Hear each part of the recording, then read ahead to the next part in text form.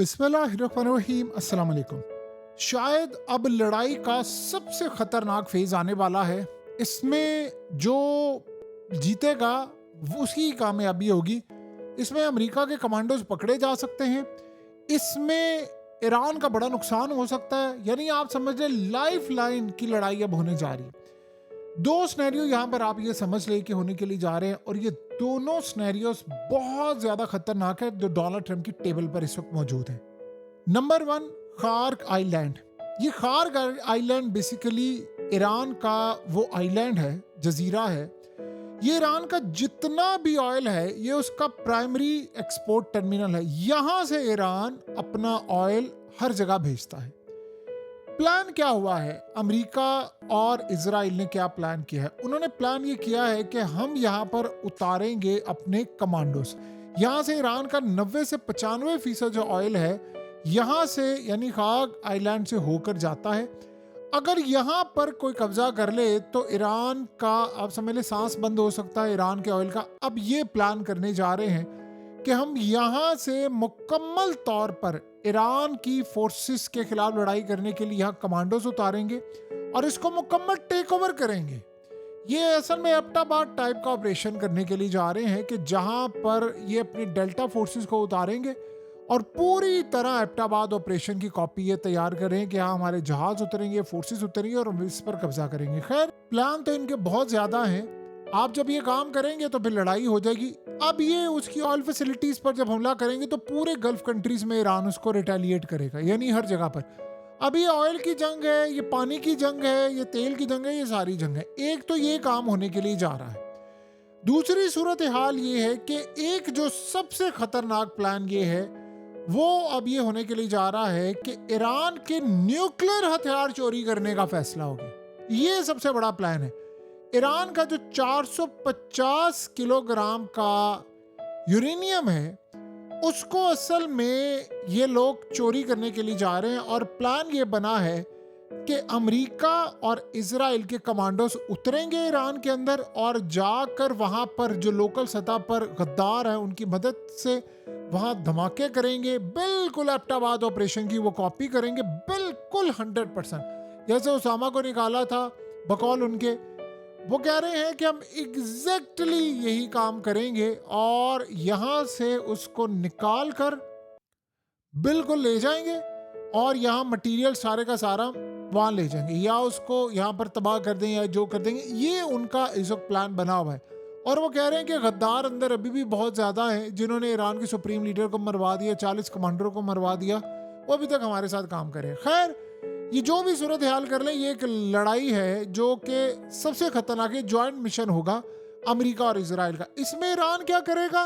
Iran लड़ने के लिए तैयार है। ईरान शायद हो सकता है कि जो अब तक उसने लिहाज रखा हुआ है वो सारे लिहाज खत्म हो जाए और उसके बाद शायद ये गल्फ कंट्री से लेकर अमेरिका के यानी जो थोड़ा बहुत लिहाज है वो सारे का सारा अब खत्म हो जाएगा। तो यहाँ पर इन्होंने अब ये नया ऑपरेशन करने का प्लान किया है और इस सूरत हाल के अंदर ये ईरान का न्यूक्लियर मटेरियल लेकर आना चाहते हैं। कैसे लाएंगे, क्या सूरत हाल होगी, ये किसी को भी नहीं पता। लेकिन अब ये प्लान बना है कि यहाँ पर जाकर वो न्यूक्लियर मटेरियल लेकर आएंगे, यूरेनियम लेकर आएंगे और इस आइलैंड पर इन्होंने कब्जा करना है। ये असल में इस वक्त इनके दो प्लान्स नजर आए हैं। देखें, अगर हम इस सूरत हाल को देखें तो अभी आपको पता है कि जो स्टेट ऑफ हार्मस से जितने भी ऑयल टैंकर्स या ये चीज़ें जाती हैं वो कर क्या रही है, वो चाइनीज़ नाम अपने बदले हैं। तो चाइना ने भी इन्फॉर्म करना शुरू कर दिया है कि भाई हमारा इससे कोई ताल्लुक नहीं है और हमारा ये कोई मामला नहीं है। जो कुछ है वो ऑलरेडी उसको वाजिया किया हुआ, यानी ईरान को बड़ा क्लियरली पता चल गया है। सो इस वक्त ये दो प्लान है। अब हुआ क्या है? हुआ कुछ ये है कि अब गल्फ कंट्रीज ने, ऑस्ट्रेलिया ने कहा है कि उन्होंने हमसे मदद तलब की है कि आप हमारी मदद करें और आकर आपकी फौज आए या आपकी टेक्नोलॉजी आए। वो आकर ईरान के ड्रोन्स नहीं रुक पा रहे, ईरान के मिसाइल प्रॉपरली नहीं रुक पा रहे, हमारा बड़ा नुकसान हो रहा है। तो उन्होंने कहा कि वो कह रहे हैं कि एक तो आप सबसे पहले आएँ और आकर हमारी मदद करें और इन मिसाइलों को रोकें और इन मिसाइलों के साथ साथ इनके ड्रोन्स को भी रोकें। यानी उन्होंने टेक्नोलॉजी समेत हर चीज़ की मदद मांगी है। अब जाहिर सी बात है अमेरिका अगर फेल हो गया है तो किसी ना किसी तरह तो उन्हें मदद लेनी है। अब वो ईरान को कह रहे हैं, ईरान जाहिर सी बात है नहीं रुक पा रहा। तो जब ईरान रुक नहीं पा रहा तो फिर सूरत हाल आप समझ लें, यानी कमांडोज रेड करवाना चाहते हैं ईरान के अंदर कि वहां से हम यूरेनियम उठाकर ले आए, कमांडोज को उतार दें। अब असल मसला यहाँ पर यह हुआ है कि ईरान ने ऐलान किया है कि हमने 4 के करीब इनके एंटी मिसाइल डिफेंस सिस्टम पूरे खित्ते में वो तबाह कर दिए हैं। 4 अल्ट्रा एडवांस रेडार जो अमेरिका के थर्ड के थे वो तबाह कर दिए। ये अब तक का आप समझ लें कि सबसे बड़ा ईरान का मार्का आप कह लें या आप जो भी कह लें, ये सबसे बड़ा उनका मार्का है, क्योंकि अमेरिका ने ऑलरेडी ये बात कह दी है कि हमने ये काम किया है। सो इस वक्त सूरत हाल ये है कि सबसे बड़ी तबाही अब ये मचा रहे हैं कि अमेरिका के पूरे खित्ते में जो थर्ड की 50% जो कैपेसिटी है उसको उन्होंने ख़त्म कर दिया है। और इस वक्त उन्होंने इजराइल पर धड़ाधड़ मिसाइल दागने शुरू कर दिए हैं, धड़ाधड़। और मिसाइलों की भरमार का आप लेवल यहाँ से अंदाज़ा लगा सकते हैं कि अब वो जो मिसाइल मार रहे हैं वो कम नहीं मारे, यानी उन्होंने खैबर शिकन मार रहे हैं, इमाद उन्होंने मारे हैं, कद्र मिसाइल बैलिस्टिक मिसाइल उन्होंने मारा है, और ये अमेरिका और इजराइल दोनों पर वो मार रहे हैं। सो आप यहाँ से अंदाज़ा कर लें कि उनकी अब लड़ाई का लेवल क्या हो गया है कि अब वो किसी तरह किसी चीज़ को बख्शने को तैयार नहीं है कि हम क्या मामला करेंगे, क्या सूरत हाल होगी। लेकिन बहरहाल एक बात तो तय है कि ये बहुत ज़्यादा अमेरिका के लिए भी तबाहकुन सूरत हाल है कि अब उनके वो जो पुराने मिसाइल थे वो मिसाइल इस वक्त उनके ख़त्म हो चुके हैं और उन्होंने जो भी अटैक करना है वो बड़े पैमाने पर करना है। आपको पता है अमेरिकी मीडिया में अब खुलकर ये बात आ रही है कि रशिया और चाइना खुलकर मदद कर रहे हैं इस वक्त ईरान की, और वो कह रहे हैं कि इतना सोफिस्टिकेटेड टारगेट हो ही नहीं सकता कि रशिया और चाइना की मदद के बगैर हो जाए। तो बहरहाल अभी सूरत हाल में रशिया और चाइना जितनी मर्जी मदद कर ले, अल्टीमेटली आपको आगे बढ़कर ये काम करना है। देखिए इस वक्त आप जो मर्जी कर ले, ईरान को आप रोक नहीं सकते। आज अमेरिकी मीडिया ने कहा है कि अमेरिका ने अरबों डॉलर्स गंवा दिए हैं, अरबों डॉलर्स का असला उसने सिर्फ चंद दिनों के अंदर गंवा दिया है। और मिडिल ईस्ट से खबर ये आ रही है कि गल्फ कंट्रीज को इस जंग का अभी तक जो नुकसान है वो तकरीबन 300 अरब डॉलर्स तक पहुंच सकता है। ये अगर 2-4 दिन और ये जंग जारी रहती है तो ये 300 अरब डॉलर का नुकसान है।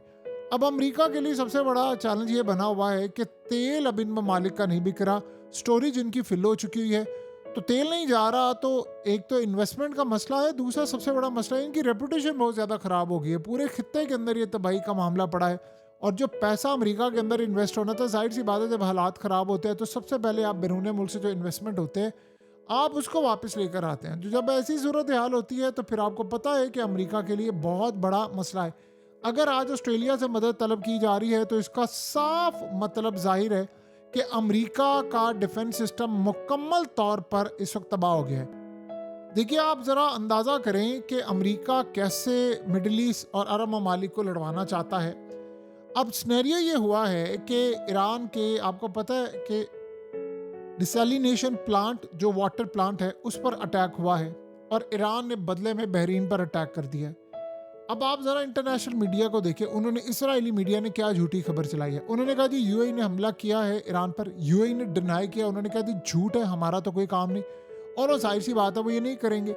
लेकिन आप अंदाज़ा करें कि कितना मकाराना काम है। ये काम अमेरिका ने किया, ये काम इजराइल ने किया, और वो आगे अरब ममालिक को, खलीजी ममालिक को ईरान के साथ लड़वाने के लिए आखिरी हद तक जा रहे हैं।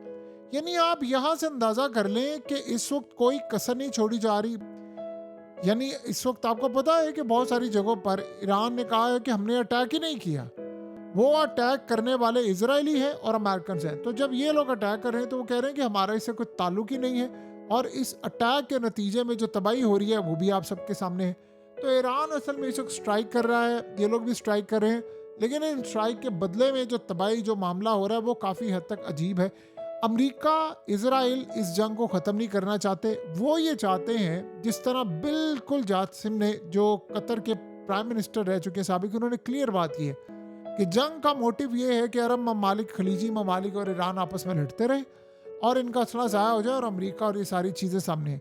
बहरहाल अमेरिका से जितनी जल्दी हो सकता है जान छुड़ा लेनी चाहिए, क्योंकि अमेरिका से अगर आप जान नहीं छुड़ाएंगे तो आप इसराइल के लिए, ये सारी जंग इसराइल की थी। और आप अंदाज़ा करें दुनिया गजा को भूल गई है। वो जो लिबनान में तबाही कर रहा है, जो ईरान में तबाही कर रहा है, जो तबाही हर जगह वो कर रहे हैं, उसका कोई अंदाज़ा लगा सकते क्या गारंटी है इसके बाद? याद कीजिए कतर पर अटैक नहीं हुआ था, तो अगर ये दोबारा अटैक होगा तो क्या, अभी तक तो चले ईरान जो भी है उसके अटैक होते हैं, कतर कुछ रोकने की कोशिश करता है जितना भी हो सके, लेकिन इजराइल का अटैक होगा तो क्या अमेरिका रोकने देगा? अमेरिका से जितनी जल्दी हो सके जान छुड़ाकर नए सिक्योरिटी पार्टनर रशिया और चाइना की जानिब जाना चाहिए। जब यहाँ पर जाएंगे तभी सूरत हाल बेहतर होगी, अदरवाइज ये मामला इसी तरह यहाँ पर तबाह होता रहेगा। बहरहाल आने वाले वक्त में मजीद तबाही होगी इनकी, देखना यह है कैसे।